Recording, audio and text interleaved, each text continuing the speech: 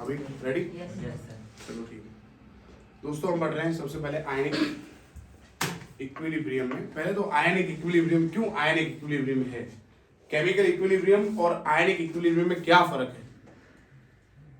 तो जब हम कोई भी केमिकल रिएक्शन करते हैं और प्रोडक्ट के अंदर जब कैटायन और एनायन फॉर्म होता है तो उसका जब हम के डिफाइन करेंगे तो उसको हम बोलते हैं आयनिक इक्विलिब्रियम। बड़ा ही सिंपल है। जैसे अभी तक हमने जो रिएक्शन पढ़े, यस प्लीज, हमने पढ़ा H2 plus I2 gives 2HI। क्या यहाँ पे आयंस फॉर्म हो रहे थे? नहीं तो। N2 plus 3H2 gives 2NH3। क्या आयंस है ये? N2 आयन थोड़ी है, N2 के ऊपर तो चार्ज नहीं है। PCl3 अरे sorry PCl5 gives PCl3 plus, क्या आयन है ये? नहीं है। तो ये आयनिक इक्विलिब्रियम नहीं था, केमिकल इक्विलिब्रियम था। आयनिक इक्विलिब्रियम में कंपलसरी आयन्स होने चाहिए। दो आयन होते हैं, कैटायन एनायन। कैटायन मतलब पॉजिटिव चार्ज आयन, एनायन मतलब कॉमन सेंस। बड़ा ही सिंपल है ना। If I right AB gives A plus B minus, तो ये आयनिक इक्विलिब्रियम, क्योंकि आयंस का इक्विलिब्रियम और कुछ नया नहीं है। बट सिंस के यहाँ पे आयंस की बात हो रही है तो हम बात करेंगे एसिड के बारे में please, that is H plus. Base के बारे में दैट इज OH माइनस। इधर नहीं बैठना, उधर आ रहा है ये? हाँ सर। हाँ तो उधर बैठना है, इधर। हाँ केला ये रहा और इधर केला नहीं सर, केले का छिलका है। तो तूने बोला केला है, मैंने थोड़ी बोला। केला तो मैंने खा लिया, मेरे अंदर है, ये केले की छाल है। सर केला पेपर में, केले का अंदर से पेपर में छिलका Why do we not eat? है। Chemistry glucose. चलो, जोरदार बात बता रहा था, तूने इंटरप्ट कर दिया कि यहाँ पे आयनिक इक्विलिब्रियम में आयंस बनने चाहिए, एक कैटायन एक एनायन। अच्छा वो कैटायन H प्लस है तो एसिड बोलेंगे हम, एसिडिक सॉल्यूशन होगा। अगर वो एनायन OH माइनस है तो बेस होगा। अच्छा दोस्तों, एसिड को चेक करने के लिए जनरली हम pH पढ़ते हैं, बेस को चेक करने के लिए हम POH पढ़ते हैं। तो क्या स्टडी करने वाले समझ आ गया ना, pH स्टडी करेंगे हम, POH। अच्छा जब एसिड बनता है तो एसिड का डिसोसिएशन कांस्टेंट होता है, दैट इज Ka। बेस का dissociation constant that is Kb। ये सब स्टडी करने वाले। समझ आया आयनिक इक्विलिब्रियम में क्या पढ़ने वाले हम? सबसे पहले हम पढ़ने वाले हैं कंडक्टिविटी के बारे में। तो हमारा सबसे पहला टॉपिक है, आप टॉपिक लिखो। मैं पूरा तो नहीं लिखवाऊंगा डिस्क्रिप्शन, क्योंकि मॉड्यूल में आपसे शेयर कर दूंगा, कर दिया होगा, नहीं किया है तो मैं कर दूंगा, डोंट वरी। पर सबसे पहले हमें लिखना है, टॉपिक का नाम लिखना है, आयनिक इक्विलिब्रियम लिखना है, और उसके अंदर सबसे पहला टॉपिक है conductivity.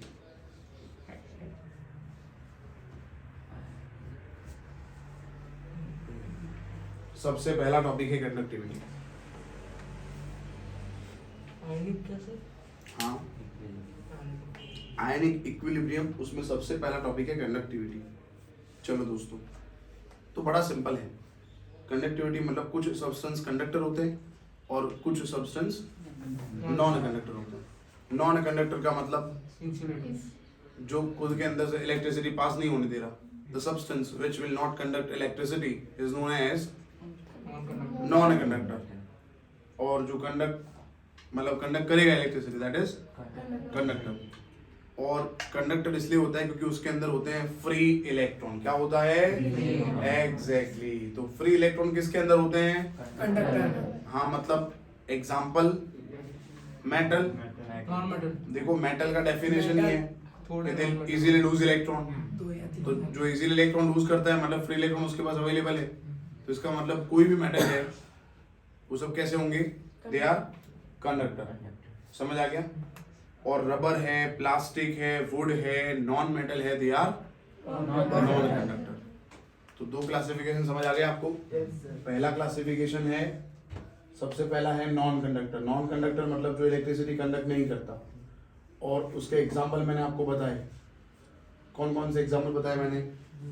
Non metal, rubber, plastic, would, ये सब इलेक्ट्रिसिटी कंडक्ट नहीं करते। मैं लिख दूं यहाँ पे, मैं लिख देता हूं नॉन मेटल, उसके बाद रबर, उसके बाद प्लास्टिक, उसके बाद वुड, ये सब जो हैं दे आर नॉन कंडक्टर। और दूसरा हमने क्या लिखा? कंडक्टर। दूसरा हमने लिखा कंडक्टर।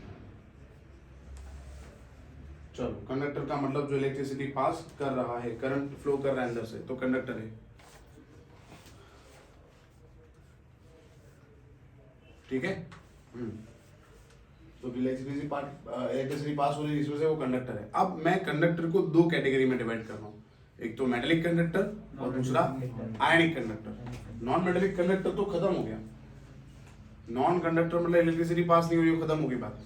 अब कंडक्टर का मतलब दो कैटेगरी, एक तो metallic conductor, ionic conductor. Metal में कंडक्टिविटी होती है, मैंने अभी बताया, ड्यू टू फ्री इलेक्ट्रॉन, और सॉल्यूशन में कंडक्टिविटी होती है due to presence of ions. Question में तो आंसर है आयनिक कंडक्टर, मतलब आयंस की वजह से कंडक्टिविटी होती है। तो अगर कोई सॉल्यूशन NaCl है,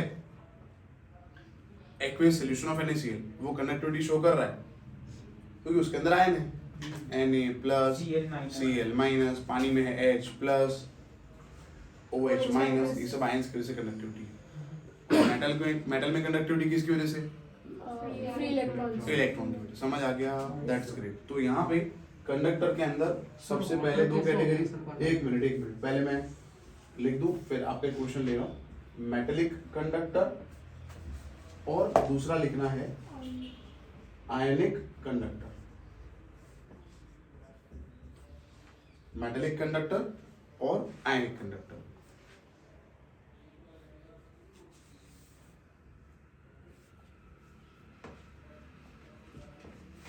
चलो, यहाँ पे एक एक्सेप्शन है, वो याद रखेंगे हम, ग्रेफाइट का एक्सेप्शन है। ग्रेफाइट एक नॉन मेटल है, और non metal generally non conductor होता है, बट फिर भी वो कंडक्टर है। तो यहाँ पे एक एग्जांपल याद रखेंगे हम। कौन सा एग्जांपल याद रखेंगे?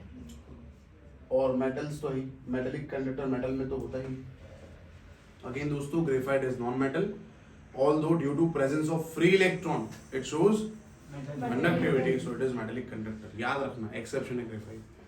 अच्छा, आयनिक कंडक्टर में किसकी वजह से कंडक्टिविटी है? तो आयंस की वजह से। कौन से आयंस की वजह से?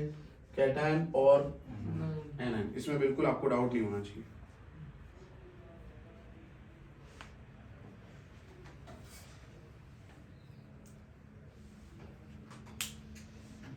समझ आ गया? से फॉर एग्जाम्पल, मैंने एक एग्जाम्पल आपको NaCl का बताया, दूसरा एग्जाम्पल AgNO3 का है। अगर AgNO3 को पानी के अंदर डालेंगे बीकर के अंदर, और बीकर में रखा होगा एनोड और कैथोड, तो Ag+ और NO3-। Ag का नेचर है प्लस, मतलब कैटायन है वो, है ना, तो नेगेटिव इलेक्ट्रोड पे मूव करेगा, और NO3- एनायन है तो पॉजिटिव इलेक्ट्रोड पे मूव करेगा ना। बड़ा सिंपल है ना। तो इसका मतलब AgNO3 कंडक्टिविटी शो कर रहा है क्योंकि उसके अंदर Ag+ और NO3- आयन है। So how do we come to know कोई भी केमिकल कंडक्टेंस शो करेगा कि नहीं? तो प्रैक्टिकल करेंगे तो समझ, हाँ, इलेक्ट्रोलाइसिस से पता चलेगा। यस, प्रैक्टिकल करेंगे तो पता चलेगा। थ्योरेटिकल कैसे पता चलेगा? तो थ्योरेटिकल याद रखो, मोनोवैलेंट जो होते हैं और बायवैलेंट होते हैं, जनरली वो कंडक्टिविटी शो करते हैं, मोनोवैलेंट और बायवैलेंट। बट उसमें भी ऑर्गेनिक कंपाउंड नहीं होना चाहिए। अगर ऑर्गेनिक कंपाउंड है तो वो कंडक्टिविटी शो करेगा, बट बहुत ही कम, वेरी लेस, ना के बराबर। हाँ, तो सर ये तो बात ऐसी होगी, कंडक्टिविटी तो शो कर रहा है बट बहुत कम कर रहा है, तो फिर हमें इसका आयनिक कंडक्टर के अंदर दूसरा एक टॉपिक पढ़ना पड़ेगा, इलेक्ट्रोलाइट। क्या पढ़ना है? अच्छा, इलेक्ट्रोलाइट का मतलब ऐसा केमिकल जो पानी में जाने के बाद आयंस डिसोसिएट करेगा, बट 100% डिसोसिएशन होगा तो स्ट्रॉन्ग इलेक्ट्रोलाइट। अच्छा, बिल्कुल भी नहीं होगा तो नॉन इलेक्ट्रोलाइट, और पार्शियली होगा वीक इलेक्ट्रोलाइट। समझ आ गया? तो आयनिक कंडक्टर के अंदर हमने ऐसा पढ़ा कि कोई भी केमिकल पानी में जाने के बाद आयन डिसोसिएट नहीं कर रहा तो वो तो नॉन कंडक्टर हुआ। अच्छा आयन डिसोशिएट कर रहा है तो फिर उसको हम बोलेंगे कंडक्टर, बट उसको हम डिफाइन करेंगे एज इलेक्ट्रोलाइट। क्या बोलेंगे उसको हम दोस्तों? एग्जैक्टली मैं यहाँ पे लिखता हूँ इलेक्ट्रोलाइट। क्या इलेक्ट्रोलाइट का मतलब मैंने जो बोला आपको सिंपल, इलेक्ट्रोलाइट का मतलब कोई भी केमिकल जिसका हम एक्वियस सॉल्यूशन बनाएंगे it will dissociate into its cation and anion. अब कितना डिसोशिएट होगा उस पर डिपेंड करता है कैसा इलेक्ट्रोलाइट है। समझ आया आपको? सबसे पहले मैंने क्या बोला? Strong electrolyte. Second weak electrolyte. Non electrolyte तो पता ही है आपको, नॉन इलेक्ट्रोलाइट का मतलब जो पानी में गया डिसोशिएट नहीं होगा, खत्म। तो पढ़ेंगे नहीं उसके बारे में तुम, क्योंकि वो डिसोशिएट नहीं हो रहा तो आयन नहीं बन रहे। अरे आयन नहीं बन रहे तो आयन एक इक्विलिब्रियम नहीं होगा तो क्यों पढ़ेंगे हम? प्रोडक्ट तो होना चाहिए ना, बिकॉज टू इंट्रोड्यूस के, अगर हमें के लिखना है इक्विलिब्रियम कांस्टेंट के, सो हम लिखते हैं concentration of product upon concentration of. पर यहाँ पे तो नॉन इलेक्ट्रोलाइट में आयन ही नहीं बन रहा, मतलब प्रोडक्ट नहीं बन रहा, तो क्या लिखेंगे? तो नॉन इलेक्ट्रोलाइट हम नहीं पढ़ने वाले, क्या पढ़ने वाले हम? Exactly strong electrolyte. और स्ट्रॉन्ग इलेक्ट्रोलाइट का मतलब ऐसा होता है कि जो डिसोशिएट होता है बट एसोशिएट नहीं होता। डिसोशिएट होता है 100% डिसोशिएटेड, लिख दूं यहाँ पे? इसका मतलब क्या होता है? 100% डिसोशिएटेड, मतलब उसका जो डिग्री ऑफ डिसोशिएशन है वो 100% है। Degree of dissociation we already studied, कितना डिसोशिएशन हो रहा है, तो 100% हो रहा है, इसका 100% नहीं होता। तो स्ट्रॉन्ग इलेक्ट्रोलाइट में 100% डिसोशिएशन हो रहा है, मतलब आप मुझे बता सकते हो क्या फॉरवर्ड रिएक्शन होगा या बैकवर्ड रिएक्शन होगा? फॉरवर्ड। ओनली फॉरवर्ड, बैकवर्ड होगा ही नहीं, क्योंकि किस तरफ जाएगा फिर वापस इस तरफ आएगा आएगा। ही नहीं। तो यहाँ इक्विलिब्रियम, नहीं तो ये भी नहीं पढ़ेंगे हम क्या पढ़ने वाले हैं? वीक। हाँ, हम जुदा हो गए, रास्ते खो गए, मगर हम मिलेंगे। एसोसिएशन भी होगा, डिसोसिएशन होगा, डिसोसिएशन। ओके, तो यहाँ पे क्या हो रहा है ये? एक तो हम ये पढ़ेंगे। तो वीक इलेक्ट्रोलाइट का अल्फा जो होता है इट इज लेस देन 1, मतलब 100%। यहाँ पे अल्फा कितना है? 100। मतलब 1 है। अच्छा, यहाँ पे लेस देन 1 मतलब लेस देन 100%। तो इसीलिए यहाँ पे डिसोसिएशन हो रहा है, आयंस बन रहे हैं, आयंस वापस से कंबाइन करेंगे और कोएगुलेट होंगे, सस्पेंड होंगे, प्रेसिपिटेट होंगे, फ्लक्चुएट होंगे। समझ आ रहा है ना? डिसोसिएशन और दोनों होगा, किसमें होगा ऐसा? वीक इलेक्ट्रोलाइट में। थोड़ा बहुत समझ आ रहा है दोस्तों? That's great. चलो, so according to strength ionic conductor are of 2 types. Ionic conductor 2 type के हैं, एक तो स्ट्रॉन्ग इलेक्ट्रोलाइट है और दूसरा स्ट्रॉन्ग इलेक्ट्रोलाइट का मतलब मैं डेफिनेशन पढ़ रहा हूँ, सुन लो अच्छे से। Those ionic conductor which are completely ionised, जिनके लिए अल्फा कितना होता है? 100%, मतलब कितना होता है? 1। जैसे स्ट्रॉन्ग एसिड है H2SO4, HCl, HNO3, ये सब स्ट्रॉन्ग एसिड, उनका ऑलवेज डिसोसिएशन ही होता है, अल्फा 1 ही होता है, अल्फा 100% होता है। उनका एसोसिएशन जैसे HCl तो H+Cl-, फिर हम जुदा हो गए, रास्ते खो गए, मगर हम नहीं मिलेंगे, ओनली डिसोसिएटेड, तो स्ट्रॉन्ग। अच्छा, strong base NaOH, KOH, CSOH, RbOH, ये सब। सॉल्ट है NaCl, KCl, CuSO4, ये सब क्लियर है। और दूसरा वीक इलेक्ट्रोलाइट। अच्छा, पार्शियली आयनाइज होंगे, पार्शियली आयनाइज होंगे, इसलिए इनको बोलेंगे वीक इलेक्ट्रोलाइट। उनका अल्फा कितना होगा दोस्तों? Less than 1, less than 100%। Weak acid जो है, वीक बेस है, वो सब HCl है, acidic acid, formic acid, H2। देखो एग्जांपल क्या है, एग्जांपल बहुत सारे हैं, एग्जांपल बहुत सारे हैं, तो कंसेप्ट याद रखने जरूरी है। यहाँ पे आप स्ट्रॉन्ग में कंसेप्ट ऐसे याद रखो, मिनरल एसिड जो होते हैं H2SO4, sulphuric acid, HCl, hydrochloric acid, तो इसमें सारा मिनरल्स मिलता है। H3PO4, फॉस्फोरिक एसिड, ये सब। और strong base NaOH, KOH, CSOH, RbOH, ये सब। स्ट्रॉन्ग इलेक्ट्रोलाइट का मतलब मैं फिर से रिपीट करता हूँ, ग्रुप 1 और ग्रुप 2 में से कोई है ना तो वो स्ट्रॉन्ग है। जैसे NaOH, Na कहाँ से? KOH, CSOH, RBOH, समझ गए आप। और इसमें स्ट्रॉन्ग एसिड जो है वो मिनरल एसिड है, HCl, H2SO4, HNO3, H3PO4। तो 15, 16, 17 के मिनरल एसिड, 15 में नाइट्रोजन फॉस्फोरस है, 16 में ऑक्सीजन सल्फर है और 17 में FCl है। इसमें से कुछ है तो वो सब कैसे हैं, कौन से इलेक्ट्रोलाइट है? एग्जैक्टली। नाउ व्हेन आई से HCN कार्बन 14 से है तो वो एग्जैक्टली C3COOH और भी बहुत सारे। जितने भी ऑर्गेनिक बोलो क्लियर हुआ? एग्जाम्पल आपको मॉड्यूल से याद रखने हैं, इसीलिए मैंने मॉड्यूल आपको शेयर किया हुआ है। समझ आ रहा है? ठीक है चलो, हाँ बोलो। तो जितने भी ऑर्गेनिक में वो कितना आएंगे? हाँ, formic acid, acetic acid, propionic acid, benzoic acid, methanol, ethanol, propanol, phenol, carbolic acid, जो भी है सर। ठीक, दैट्स सर H2O में सर कोई मिनरल है नहीं तो वो किस में? H2, हाँ, तो सर वो एक कंडक्टर कैसे हुआ? H+OH- है ना उसके अंदर। इनफैक्ट H2O के अंदर H+OH- तो हम बोलते हैं होता है, बट वो जनरली H3O+ के फॉर्म में होता है, तो ऑलवेज वो आयनिक फॉर्म में होता है। H2 कभी H2O होता ही नहीं है, H2O ऑलवेज H3O+ के फॉर्म में होता है, मतलब आयनिक फॉर्म में होता है। और जब कोई भी चीज़ आयनिक फॉर्म में है तो वो कंडक्टिविटी शो करेगी। अभी हमने बोला कंडक्टिविटी किसकी वजह से होती है? सोल्यूशन में आयन की वजह से, है ना? ठीक, आगे बढ़े दोस्तों। चलो अब हम पढ़ते हैं, टॉपिक लिखोगे आप। अरे मैं जितना लिखूंगा उतना ही लिखोगे आप। ओके। इसमें डिटेलिंग जो है वो आप घर जाके पढ़ोगे और अंदर लिखना है तो लिख देना या नोट्स बना देना, ठीक है? क्योंकि इसमें बहुत सारी बातें लिखने लायक है, फिर इतना सारा लिखाऊंगा तो टाइम नहीं अपने पास। लिखो अरेनियस कंसेप्ट। नेक्स्ट पहला कंसेप्ट आया, ये चैप्टर का इंट्रोडक्शन था आयनिक इक्विलिब्रियम का। अब हम पहला कंसेप्ट पढ़ रहे हैं। पहला कंसेप्ट है Arrhenius concept.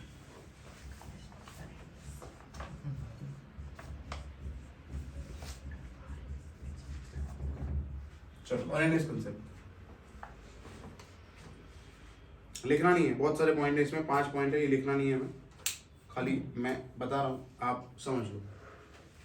According to Arrhenius, when electrolyte dissolves in water, it splits into two oppositely charged particles, that is cation and you already know that. कोई भी केमिकल को पानी में डालेंगे तो वो कैटायन और एनायन में डिसोशिएट होगा, ठीक है ना? कोई भी इलेक्ट्रोलाइट को डालेंगे, इसको डालेंगे, किसको डालेंगे? हाँ, वो बात अलग है, इसको डालने के बाद आयन बनने के बाद वापस से एसोसिएट नहीं होगा और ये एसोसिएट होता है। दूसरा point, in electrolytic solution total positive charge is equal to total negative charge, मतलब सॉल्यूशन होना चाहिए न्यूट्रल। कॉमन सेंस है ये भी कि अगर मैं लिखूं Al और PO4 को मेरे को कंबाइन करना है, किसको? Al और तो क्या बनेगा? कंपाउंड क्या बनेगा? Al का चार्ज क्या है? PO4 का चार्ज -3, तो AlPO4 ही बनेगा ना। समझ आया? अच्छा, Al और SO4 को कंबाइन कर रहा है, Al और Al2SO4, तो Al2 में Al का चार्ज टोटल कितना हुआ? +6। SO4 -2 में SO4 में 3 थे ऐसे, तो टोटल चार्ज कितना हुआ? तो नेट चार्ज 0 हो गया। Al का +3 था, 2 से मल्टीप्लाई किया +6, SO4 का -2 था, 3 से मल्टीप्लाई किया -6, +6 -6 0। तो पहला तो अरेंज ने बोला किसी भी केमिकल को पानी में डालते हैं तो उसमें से कैटायन एनायन बनेगा। दूसरा उसने बोला कैटायन एनायन का चार्ज जो होना चाहिए इक्वल और इक्वल होने के बाद न्यूट्रलाइज होना जरूरी है। Properties of an electrolyte solution are defined by its ions. Wow, बहुत इंपॉर्टेंट पॉइंट है ये। मैं लिख देता हूँ कुछ पॉइंट्स तो हमें याद रहे। सबसे पहला पॉइंट है कि पानी में डालने के बाद एक पॉजिटिव आयन बनेगा, एक नेगेटिव आयन बनेगा। दूसरा है पॉजिटिव और नेगेटिव टोटल होना चाहिए 0। तीसरा उसने बोला प्रॉपर्टी जो है सॉल्यूशन के वो डिफाइन होते हैं, कैसे डिफाइन होते हैं? Through it's ions. मैं आपको बताऊं, कॉपर सल्फेट है, कॉपर सल्फेट। अच्छा, कॉपर सल्फेट ब्लू कलर होता है, क्यों पता है? क्योंकि कॉपर +2 ब्लू होता है। तो सॉल्यूशन में कलर जो होता है या स्मेल जो होती है, कोई भी प्रॉपर्टी है, वो किसकी वजह से? कॉमन सेंस है ना, क्योंकि सॉल्यूशन आयन से बना है तो आयन की वजह से प्रॉपर्टी है। तो property of electrolyte is defined due to presence of its anion or cation. ठीक, चलो. When electric current is passed through aqueous solution of electrolyte, the cation shows migration towards cathode and anion shows migration towards anode. Simple है ये. Negative ion जो है वो positive electrode पे जाएगा और पॉजिटिव आयन जो है वो, ये तो बड़ा सिंपल है, इसमें कोई डाउट नहीं होना चाहिए.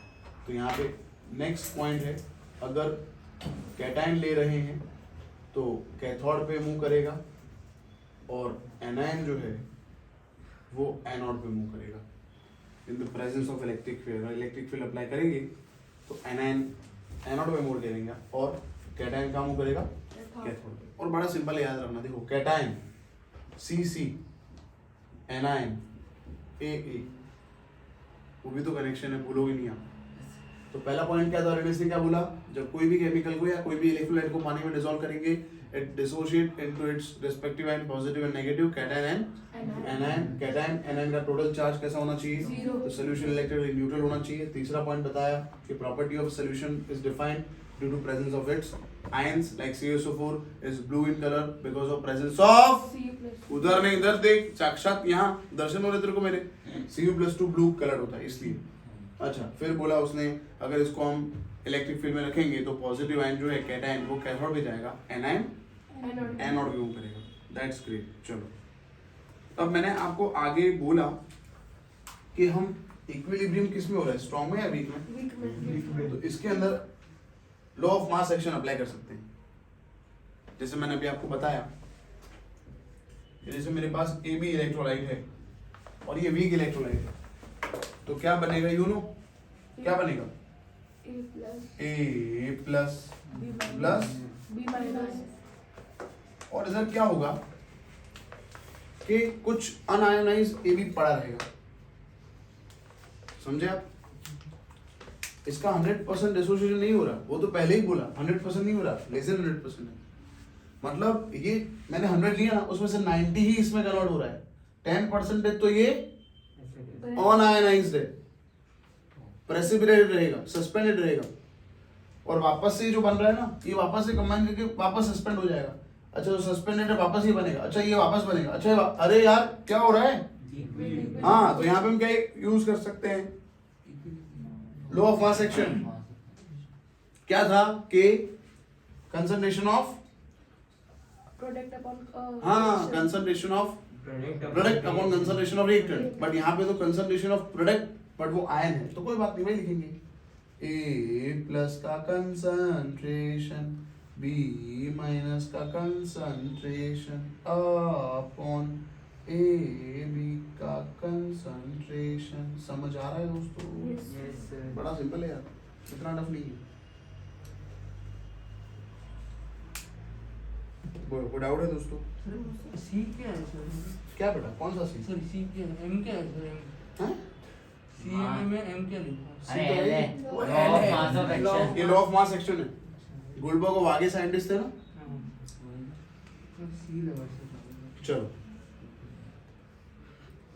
अब एक क्वेश्चन है वो करते हैं कंप्लीट और फिर आगे बढ़ते हैं.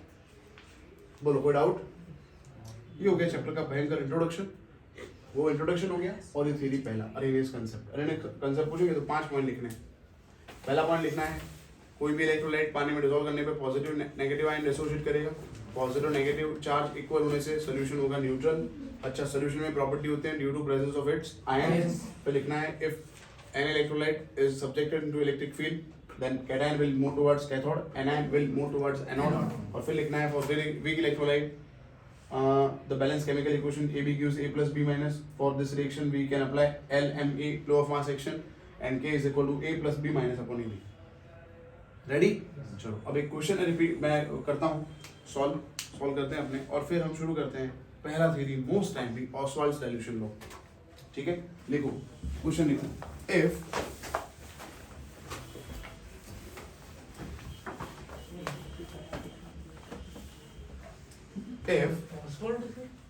पहले तो क्वेश्चन लिख रहे हैं फिर ऑसवाल्ड करेंगे. हाँ, ऑसवाल्ड साइंटिस्ट का नाम. If H plus is equal to, पहला क्वेश्चन है, if H plus is equal to 5 by 3 into 10 to the power minus 4. Then find pH of the solution. पहला क्वेश्चन ये, मैंने पहले ही बोला था इस चैप्टर में हम pH pOH के बारे में पढ़ने वाले हैं। दोस्तों H plus दिया हुआ है और हमें क्या पूछा है? pH। तो pH का इक्वेशन आपने नोट्स नोट्स में पढ़ा होगा, नहीं पढ़ा तो कोई बात नहीं। pH का मतलब होता है minus log of H plus, और ये लॉग 10 बेस होता है। तो pH का इक्वेशन क्या है? Minus log of H plus. भाई दोस्तों ये ब्रैकेट का मतलब तो मैंने आगे आपको बताया था, रील भी बनाई थी इसकी और शॉर्ट भी बनाया था। कंसंट्रेशन होता है, एक्टिव मास होता है। तो माइनस लॉग ऑफ 10 बेस ही होता है, लिखने की जरूरत है नहीं। H प्लस का कंसंट्रेशन भी already know 5 by 3 into 10 to the power minus 4।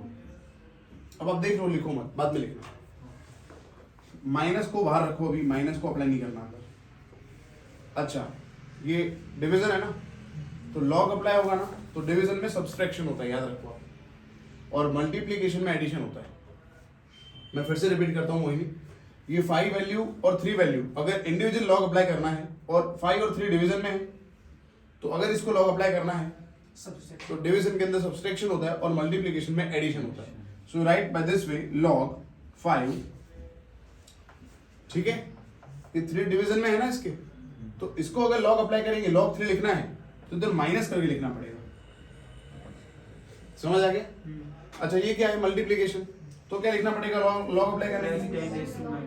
Addition करेंगे। बोलो यहां तक कोई डाउट? पक्का? Yes sir. पक्का? देखो इधर देख लो। अच्छा लॉग a अपॉन b है, दोनों को इंडिविजुअल लॉग अप्लाई करना है तो क्या करना पड़ेगा? लॉग a माइनस लॉग, बोलो समझ आ गया? अच्छा दोस्तों अगर लॉग a इंटू b होता तो क्या करते? Log a plus log b। Clear है? अच्छा दोस्तों लॉग a का स्क्वायर होता तो हम लिखते 2 लॉग a। जो भी पावर है ना उसको बेस में लेना है, समझे कि नहीं? चलो तो माइनस लॉग 5 माइनस लॉग 3, ये पावर बेस हो जाएगा -4 कोई डाउट है? No sir. पूछ लो, यहां तक कोई डाउट है तो? नहीं कोई डाउट? लॉग 5.699 होता है, लॉग 3 होता है 0.771, मतलब 0.48 ले सकते हैं, -4 लॉग 10 1 होता है। अब ऐसा आपको हो रहा होगा ये क्या हुआ, कैसे हुआ, कब हुआ, क्यों? ये मैंने बोला मैं आपको एक वीडियो भेजने वाला हूँ आज। हाँ लॉग वाला, लॉग कैसे फाइंड होता है, 25 मिनट का वीडियो है। Then you come to know कि log 5 ये होता है, log 3 ये होता है, log 10 1 होता है। अभी अब याद कर लो। log 5 क्या है? 0.699 बेटा, दिखने लगे 6, देखो 7 8 दिख रहे हैं बेटा, ये 0 लग रहा है तेरे को। अच्छा तो ये 6 लग रहा होगा फिर। हाँ तो ये 6 ही लग रहा है, 0 कहाँ है? हाँ I am really sorry. Sir new numbers. हाँ न्यू नंबर्स, यस, ये मेरे खुद के नंबर हैं, ऐसा बोल सकते हैं।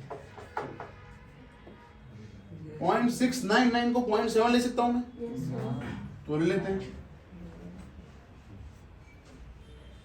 अब बेटा मेरा मुंह आप देख रहे हो, मुझे शर्म आ रही, आपको ये नहीं आ रहा? माइनस प्लस नहीं करना आ रहा आपको? -0.7 प्लस 0.48 प्लस 4,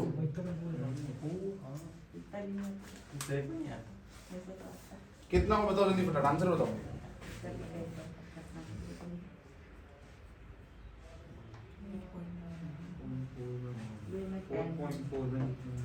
-3.78 -3.88 78 3.78 ठीक है, 3.78 दैट इज pH। बोलो कोई डाउट है इसमें? हेलो हेलो हेलो, कोई डाउट है इसमें? ठीक है।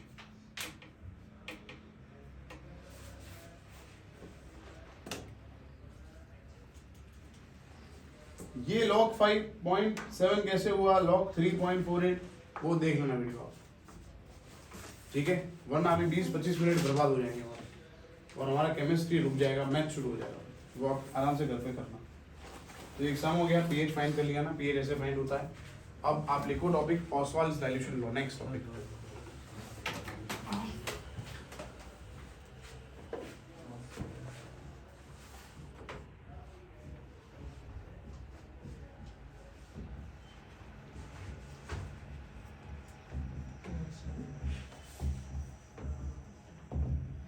ऑसवाल्ड साइंटिस्ट था, ऑसवाल्ड्स डाइल्यूशन लॉ। अभी हम पूरा लिखने वाले हैं, आप भी लिखने वाले हो, मैं भी लिखने वाला हूँ पूरा। बहुत इंपॉर्टेंट थियरी है ये। लिखो पहला point, this law is applicable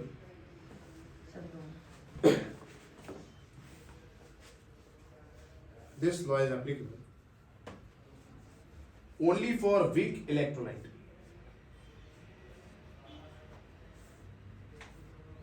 This law is applicable only for weak electrolyte. Strong के लिए ऑसवाल्ड है ही नहीं, क्योंकि स्ट्रॉन्ग का ओनली क्या होता है, हाँ एसोसिएशन नहीं होता, मतलब वही नहीं हो तो पढ़ेंगे क्यों, है ना। इसीलिए ऑसवाल्ड ने वीक इलेक्ट्रोलाइट के बारे में बताया। लिखो स्टेटमेंट, ऑसवाल्ड का स्टेटमेंट क्या था, लिखो। According to Ostwald when solution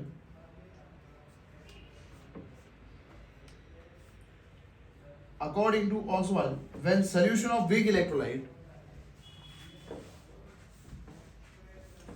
according to Oswald, when solution of weak electrolyte is diluted, according to Oswald, when solution of weak electrolyte is diluted, then degree of dissociation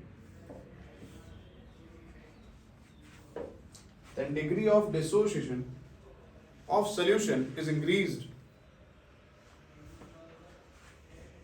Then degree of dissociation of solution is increased. बस ये statement है इसका कि जब हम dilution करेंगे तो degree of dissociation क्या कर सकते हैं। हाँ, आप सोचो सिंपली कि मैंने कोई भी कंपाउंड को पानी में डाला, वो डिसोशिएट हुआ, ठीक है, बट पानी बहुत कम है, तो पानी बहुत कम है तो दूर दूर नहीं जाएगा, दूर जाके भी वापस से एसोसिएट हो जाएगा। एसोसिएट होने पे क्या होगा, प्रेसिपिटेशन होगा ना, नीचे आ जाएगा ना। एसोसिएट होगा मतलब छोटे छोटे पार्टिकल एसोसिएट होंगे तो मोटे हो जाएंगे, मोटे हो जाएंगे तो अंदर डिसॉल्व नहीं हो सकते तो सस्पेंड हो जाएंगे। तो ऑसवाल्ड ने क्या बोला, एक काम करते हैं, पानी का अमाउंट इतना ज़्यादा डालते हैं, पानी का अमाउंट इतना ज़्यादा डालेंगे, बहुत सारा पानी डालेंगे, एक एनायन अलग कैटायन अलग, और फिर वापस से उसका एसोसिएशन। तो वीक इलेक्ट्रोलाइट का अल्फा अगर इंक्रीज करना है, डिग्री ऑफ डिसोसिएशन इंक्रीज करना है तो क्या करना है, पानी डालना है। मैं फिर से बोलूं, वीक इलेक्ट्रोलाइट का डिसोसिएशन कम हो रहा है, उसका डिसोसिएशन इंक्रीज कर सकते हैं by addition of solvent water. तो जितना पानी डालेंगे उतना डिसोसिएशन इंक्रीज होगा। तो अल्फा नियर बाय 100 m कर सकते हैं बाय डाइल्यूशन, ऐसा ऑसवाल्ड ने बोला था। तो उसने बोला था Riddhi alpha is proportional to v, मतलब क्या एग्जैक्ट रिलेशन आएगा वो तो अभी हम फाइंड करेंगे मैथ से, बट उसने बोला था जितना वॉल्यूम ज्यादा उतना अल्फा, हाँ, degree of dissociation depends on volume of solution. So if volume increases, degree of dissociation. Now if volume increases then concentration decreases ना, क्योंकि C is equal to N by V, concentration is equal to mole per liter।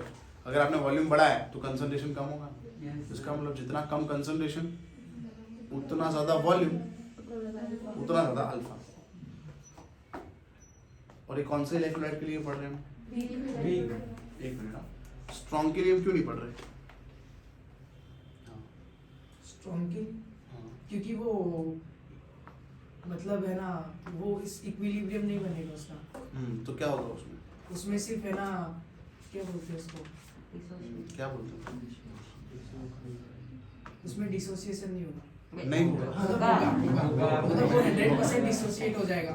हाँ, good good good good. क्योंकि तेरा ध्यान होता है पर तू कहीं खो जाता है, क्या बात है?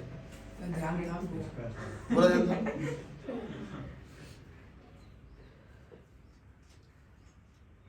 कितने मासूम और क्यूट बच्चे सब।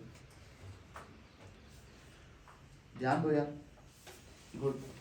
चलो, तो स्टेटमेंट समझ आ गया आपको? जितना वॉल्यूम इंक्रीज उतना अल्फा। हाँ, एग्जैक्ट रिलेशन क्या आएगा? प्रपोजनल आएगा। इनवर्सली प्रपोजनल तो नहीं आएगा, प्रपोजनल ही आएगा। अंडर रूट प्रपोजनल आएगा, क्यूब आएगा, स्क्वायर आएगा, वो नहीं पता हमें, वो मैथ से भी हम डिराइव करेंगे। ठीक है, चलो तो अब मैथ शुरू करते हैं। लिखो दोस्तों, मैथ्स नहीं, मैथ्स। हाँ तो ठीक है, लिखो। अभी जो इक्वेशन लिखा था वही लिखना है। A B A cube acquires gives a plus b minus a plus aqueous और b minus।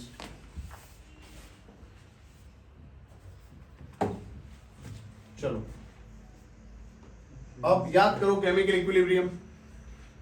हम पहले लिखते थे इक्वेशन लिख के इनिशियल मोल्स, पता है आपको? Yes, sir. यहां पे हम इनिशियल कंसंट्रेशन लिखेंगे डायरेक्ट, क्योंकि आयंस है यहाँ पे। इनिशियल कंसंट्रेशन C ले लेते हैं, नॉट C, C कितना हुआ ये? 0 0। समझ आ गया आपको? Yes, sir. अच्छा याद करो, केमिकल में हमने इसको A लिया था और इसको क्या लिया था? और X बाय A को हम क्या लिख रहे थे? अल्फा। अरे Yes, sir.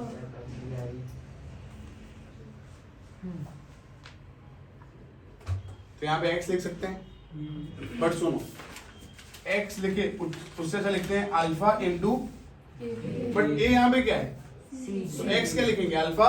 वेरी गुड, तो लिखो alpha C 1 minus alpha into सी। लिखो इक्विलिब्रियम कंसंट्रेशन। समझ ना आया हो तो मुझे पूछो, मैं फिर से एक बार रिपीट करता हूँ।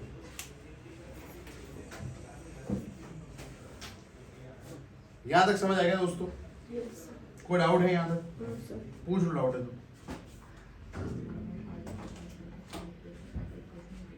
है कोई डाउट? C 0 0 ये x है, but we know that alpha is equal to x by. अब ये x है, but x is equal to alpha into a, but in this case a is equal to, so alpha c is equal to x, so alpha c 1 minus alpha c। Clear? बस अब तो वही करेंगे, law of mass action apply करो, concentration of upon concentration of alpha c by 1 minus alpha c, so alpha square c by 1 minus alpha, 1 minus alpha क्या है? तो alpha square c, so k is equal to alpha square c, so alpha is equal to k by c। तो prove हो गया ना, alpha is proportional to under root of v। Prove हो गया। धीरे धीरे, डोंट वरी, अभी लिख रहे हैं हम पूरा। लिखो अकॉर्डिंग टू LMA। बाल कटा दे तू, क्यों?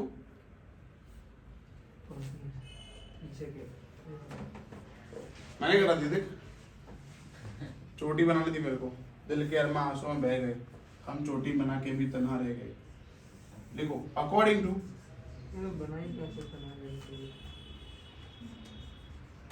LMA ionization constant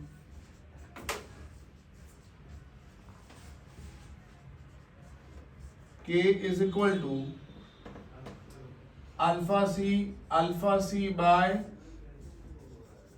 1 minus alpha into c। बोलो c कट हो गया, Yes, sir. Alpha into alpha, that is alpha square c upon 1 minus alpha. 1 minus alpha. Alpha is very less, so it is approx 1. 1 minus alpha को 1 ले लिया मैंने, तो denominator 1 हो गया, तो k क्या रहा? अरे k क्या है दोस्तों? Alpha K is square, equal to alpha alpha square square. c. हाँ, C square, k is equal to c.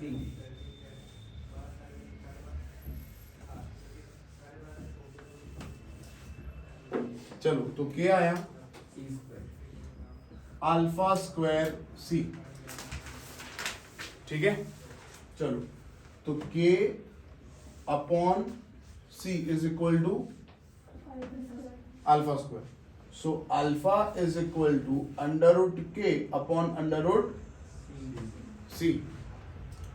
But आपको ये तो पता ही है, c is equal to n by v Yes. Mole पर लीटर, तो c is equal to under root c is equal to under root n, ऊपर आ जाएगा under root v, Under root तो k प्रूव हो गया ना, alpha is proportional to under root. v. इसका मतलब ये प्रूव हो गया, जितना वॉल्यूम ज्यादा उतना कंसंट्रेशन कम, उतना अल्फा ज्यादा होगा।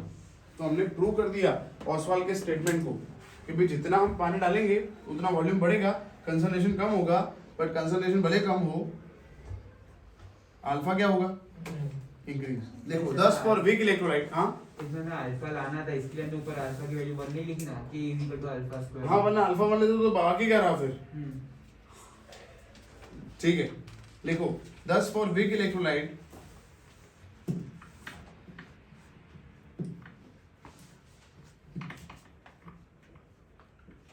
for weak electrolyte, the degree of dissociation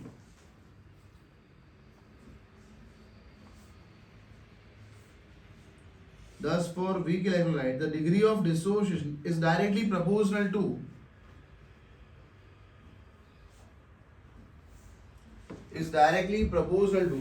square root of volume. Is directly proportional to the square root of volume, and inversely proportional to directly proportional to square root of volume, and inversely proportional to square root of concentration. Inversely proportional to square root of concentration. This law is known as Ostwald's dilution law. This law is known as Ostwald's dilution law. This law is known as Ostwald's dilution law. This law is known as Ostwald's dilution law. Clear है? Yes, sir. अब application क्या है Oswald dilution law की, वो मैं आपको बता रहा हूँ। पीएच और पीओएच फाइंड कर सकते हैं, क्योंकि आप सोचो अगर यहाँ पे कोई H प्लस होता दोनों में से, तो H प्लस का कंसंट्रेशन कितना आता? अल्फा हमने फाइंड किया, हाँ, इनटू क्या करते हैं हम, तो H प्लस का कंसंट्रेशन आ गया। अच्छा, वो जो कंसंट्रेशन आया H प्लस का, उसके लिए पीएच फाइंड कर सकते हैं। पीएच का इक्वेशन क्या लिखा था अभी मैंने? बस, तो जो आया उसका माइनस लॉग फाइंड कर दो, पीएच आ गया ना, तो हमें पता चल गया कि पीएच क्या है। हाँ, और पीएच आया तो क्या आ जाएगा? पीओएच, क्योंकि pH plus pOH is 14, fix है ये। पीओएच और पीएच का समेशन 14 होता है, तो पीएच 3 आया तो पीओएच 11 होगा। पीएच 2 आया, 12. हाँ, पीएच 9.5 है, 3.5. 4.5 सॉरी सर। 4 पॉइंट, समझ आ गया? That's great. चलो, तो अब हम पढ़ रहे हैं, लिखो application of Ostwald dilution law. पहला लिखो application of Ostwald dilution law.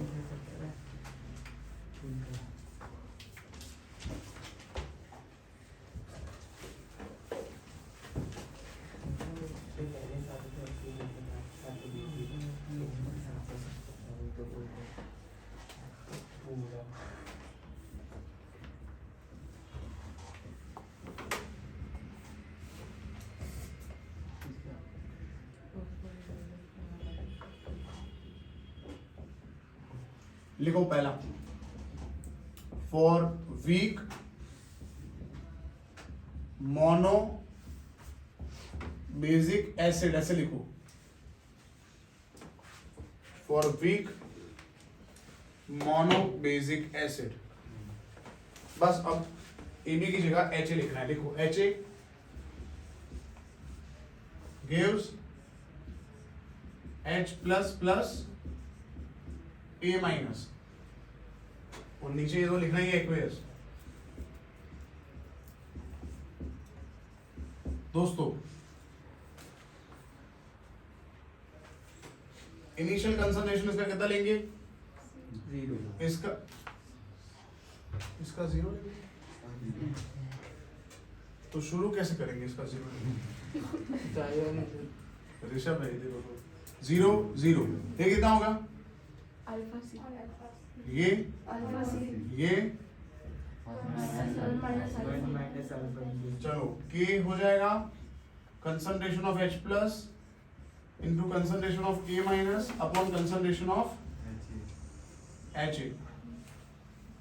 चलो H प्लस है alpha C 1 minus alpha into C cancel हो गया, K is equal to alpha square C by 1 minus alpha. 1 minus alpha is approx 1, so K is equal to, alpha square C so alpha is equal to under root K by, C code out. no sir Now what is concentration of H plus over here? C alpha C। H plus का concentration कितना है? Alpha सी H plus का concentration है alpha into C। What is alpha? It is dissociation under root K upon under root, अच्छा under root K upon under root C को मैं under root C दो बार लिख सकता हूँ, एक रूट कैंसिल हो जाएगा एक तो। समझ आया? C को दो बार लिख सकते हैं under root C। Yes sir चलो तो तेरे को समझ आया ये क्या? C को क्या लिखा? C अंडर रूट C लिख सकते हैं कुणाल? तो अंडर रूट C कैंसिल हो गया ना, तो under root K into C is equal to concentration of H plus H plus. बोलो कोई डाउट है? नो सर चलो यहाँ तक पहले जल्दी कॉपी करो।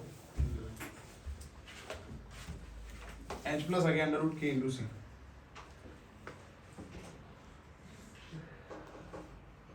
अब इसका फाइंड करना है pH। तो pH क्या होता है? Minus log of H plus H plus. इसको मैं ऐसे लिख सकता हूँ K half sir into C half. Sir कुछ दिख ही नहीं रहा है नीचे से, थोड़ा ऊपर लिख सकते हो? नहीं तो लिख देता हूँ। यहाँ तक समझ आ गया? दिख रहा है यहाँ तक के ये लिखो सब ऊपर, नहीं वो सब तो दिख रहा है। ठीक है। अब ऊपर लिखते चलो।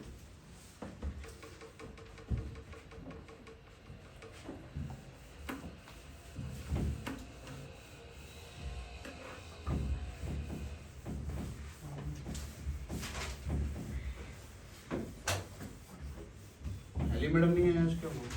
बुखार आ रहा है उसको, बुखार आ गया उसको? वैक्सीन इतनी मोटी हो तो इतनी हेल्दी है तो कैसे बुखार आ गया? तेरे को बुखार नहीं है? तो चूहे जैसा है, तेरे को बुखार नहीं है। तूने लिया वैक्सीन? बुखार नहीं है तेरे को? तो बाल तेरे बिगड़ गए हैं? ऐसा क्या किया तूने? माना बता क्या किया तूने, इतना थक कैसे गया तू? बता बता।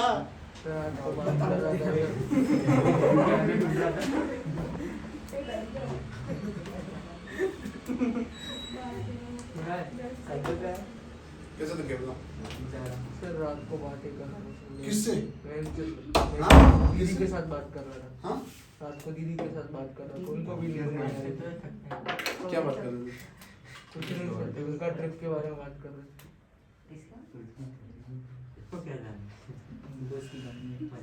होता है किसी लोग फिर कुछ लोग। इसको वैक्सीन दे दो, देखो इसको बुखार आता है कि नहीं।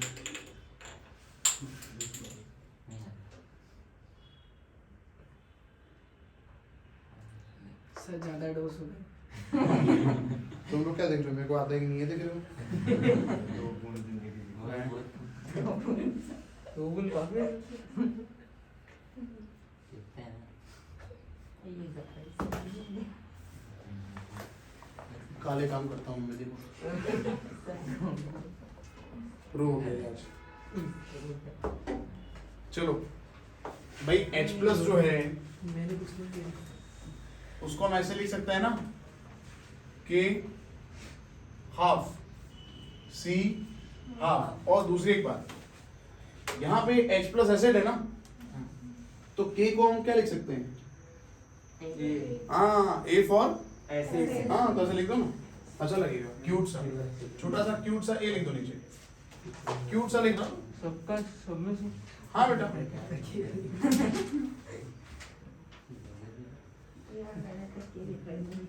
ठीक है। तो Ka क्या है? What is Ka? लिख रहे हैं हमें Concentration of H plus. Ka concentration of H plus है, Sorry. Ionization constant of Sorry, acid, sir. Ionization constant of A stands for acid. Clear? चलो बताओ pH क्या होता है? Minus log of H plus. Minus log of concentration of H plus ions. पता नहीं गई कहाँ। dissociated. तो pH is equal to minus log of Ka half into C half. बोलो यहां तक को डाउट? H प्लस की जगह मैंने Ka हाफ और C हाफ लिख दिया। कहीं से भी नहीं गिर रही है। अच्छा कहीं नहीं गिर रही पैंट वैंट पे। चलो चल मत कहो चल सही पेन छोड़ दे ना पेन से हाँ, पैंट तो पैंट खराब हो जाएगी। माइनस लॉग ऑफ चल मत बोलो चल हो जाएगा Ka हाफ इनटू है ना, तो प्लस हो जाएगा। अभी मैंने पढ़ा आपको। यस सर बोलो यहां तक कोई डाउट? No, sir. चलो हाफ है पावर में, तो आगे बेस हो जाएगा। Yes sir half log K half log C। कोई डाउट? No, sir. माइनस अंदर अप्लाई कर देते हैं। Minus half log K minus half log c C minus log Ka को बोलते हैं pKa। क्या बोलते हैं? हाँ, again minus log Ka formula होता है pKa का, और ये हाफ तो रहेगा ना। आप पी के माइनस हाफ लॉग C, ये pH का फॉर्मूला आ गया फाइनली। बोलो समझ आया?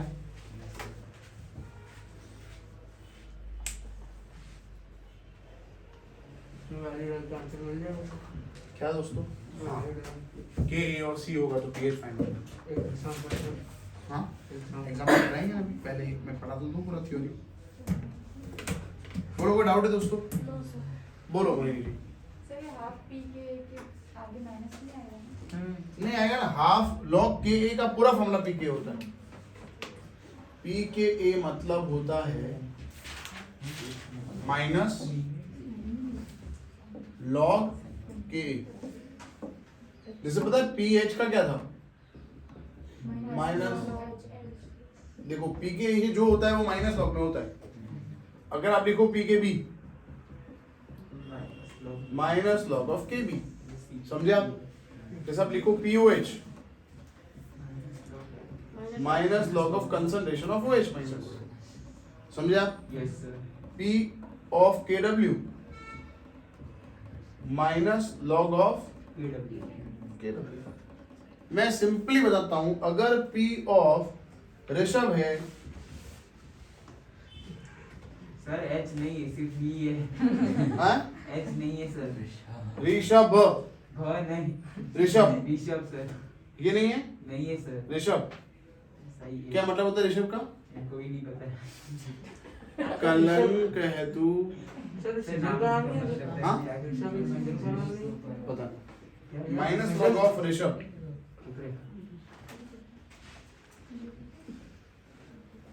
ठीक है Tanisha P of Tanisha is minus log of Tanisha clear P का मतलब क्या करना है माइनस लॉग नीचे जो है लिख देना क्लियर है दैट्स ग्रेट अब लिखेंगे for weak mono acidic base पूरा कॉपी ओनली यहां पे लिखना है BOH B plus OH minus और ये पूरा सेम इधर आएगा POH और इधर आएगा PK हाँ B फॉर बेस सिंपल चलो लिखते हैं हाँ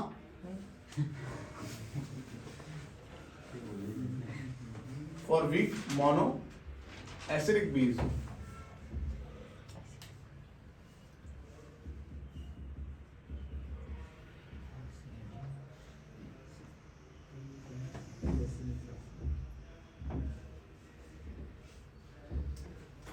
BOH gives B plus plus OH minus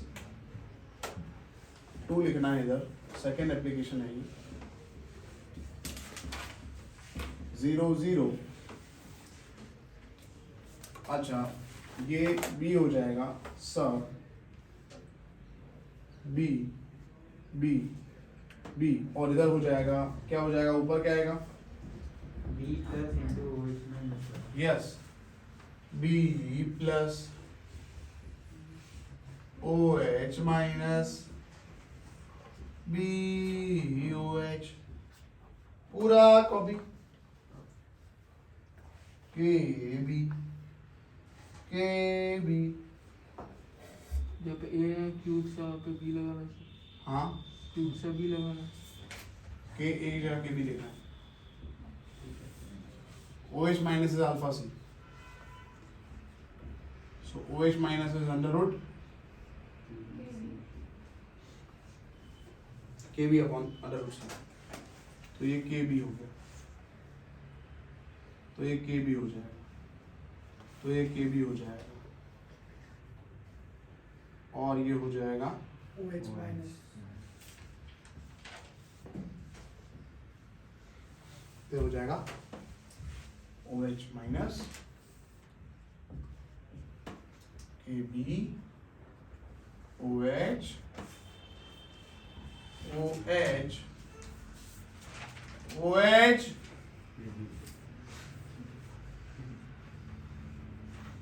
फिर से बनाया नहीं लिखना है देखना नहीं वीडियो से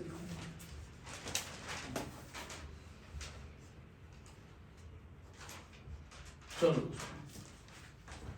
मैंने तो मेरा दौड़ गया आप कैंसिल करके मत लिखना आगे में से कैंसिल मत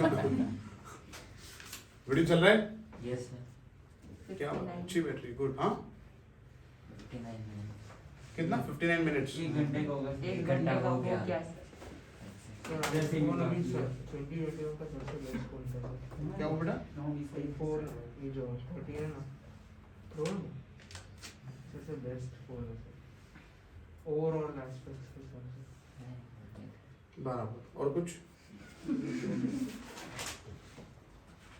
सर ये मैं नहीं दे रहा सर आज मैं बेच रहा हूँ ये फोन को सर साइड इसके लिए sir sir KB is equal to हाँ हाँ यहाँ पे KB हो जाएगा इसके लिए भी सर ऐसे पैसा नहीं मेरे पास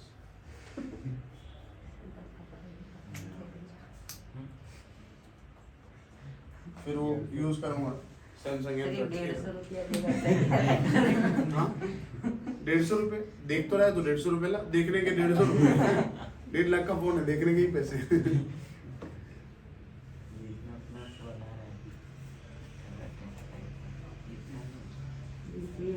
क्या बेटा सर सीरियसली बोल रहा हूँ बेचने वाला हाँ शायद तक तो भेज रहा हूँ पता नहीं सर नया लेंगे आईफोन 14 हाँ मेरे घर पे मैंने बोला तो है पैसे का झाड़ है बेटा बोला आपने बात नहीं सुनी आप पानी सर डालते पेड़ हो से तो काट उगते हैं. सकते हैं नहीं वो पेड़ ऐसा है कि मैं ही तोड़ सकता हूँ और मैं ही खर्च कर सकता हूँ कोई और तो फिर नहीं होता मनी प्लांट सर आप हम पे खर्च कर सकते हो नहीं वही तो बोला मैंने मेरे पे खर्च कर सकता हूँ वही तो 5 यूनिट तो वही खर्च करेंगे ना। लिमिटेशन है झाड़ की। आप करो हम खुश हैं। गुड, बस यही तो चाहिए, खुश रहो फिर देखो। सर मैं मिस्टर बीस्ट बन गया सर। सर हो गया ये, नो सर अब लिखो लिमिटेशन, सर दो मिनट Yes, sir. जल्दी करो। लिख तो ले पहले हो गया लिखा नहीं और हो गया It is not applicable for strong electrolyte.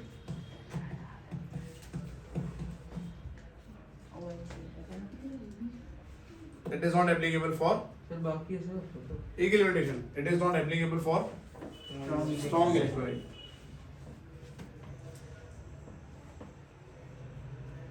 Oswald's dilution law खत्म हो गया टॉपिक। पहले हमने स्टेटमेंट लिखा, फिर हमने ए बी के लिए के लिखा, उसमें हमने प्रूव किया जो अल्फा है it is proposed into under root of v and inversely proposed into under root of c, उसका स्टेटमेंट लिखा हमने। फिर हमने एप्लीकेशन में पीएच फाइंड किया, पीओएच फाइंड किया, और फिर हमने लिखा limitation it is not applicable for strong electrolyte. Ostwald dilution law खत्म हो गया। अब हम पढ़ रहे हैं factors affecting degree of dissociation, जो हम नेक्स्ट टाइम करेंगे क्योंकि अभी टाइम है नहीं, Yes, टॉपिक sir. थोड़ा लंबा है। ठीक है, तो मॉड्यूल से आज पेज नंबर हो गया है, पेज नंबर 131 से 135। मॉड्यूल से 131 से 135 हो गया है। आप लोग उतना पढ़ के आए, अच्छे से याद करके आए, तो नेक्स्ट टाइम हम कंटिन्यू करेंगे। 131 पेज नंबर जो है उसका वीडियो मैं आज आपको भेजने वाला हूँ, लॉग कैसे फाइंड करते हैं उसका वीडियो मैं आज आपको भेजूंगा, आप देख लेना। और नीचे कमेंट करना है आपको, कितने कमेंट करने हैं? 50। 50-50, मतलब 5-5, ठीक है। और ये वीडियो भी देखना, इस पे भी कमेंट कर देना, और ये मैं रात को अपलोड करूँगा, अभी अपलोड करूँगा तो रात तक हो जाएगा, क्योंकि इसमें जीबी में शूट होता है, ये 2 GB का वो होगा, 2 GB। Data packet bye bye. कर दो